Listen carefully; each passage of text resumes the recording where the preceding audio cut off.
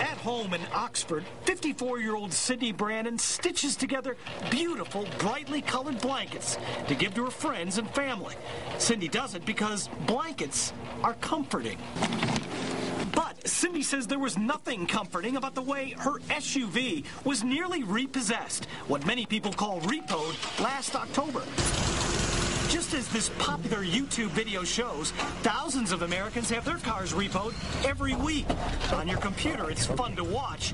In real life, Cindy says, it's terrifying. At 12:30 at night, I heard this diesel truck in my driveway, and I looked out, and it was a tow truck. We walked out there in my jammies, and I asked him what he was doing, and he was messing around with my garage door opener, and he had taken it apart. He had been trying to break into my garage. Cindy says after a tough summer economically, in which both she and her husband lost their jobs, Cindy says she fell behind one payment on the lease of her 2008 Chevy Trailblazer.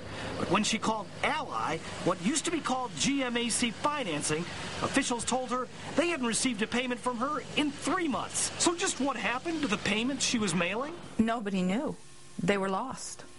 They weren't applied to the vehicles. They couldn't find the payments. At that point, Cindy wrote this letter to Ally saying, quote, I don't know what kind of employees you have. If this is not corrected ASAP, I will call all the news channels and a GM attorney. Cindy's next step was to call the Call for Action team. We immediately called Ally and discovered Cindy's lease payments were actually being routed to another customer's account.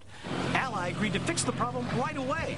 Cindy's payments were rerouted to her account. I think you did a wonderful job, and you're really helping the citizens who need it. Do you think you'd have that car still if we hadn't gotten involved? You think you'd still have that Trailblazer? I think I would still be mentally stressed out and probably go see a doctor over it and lose the car.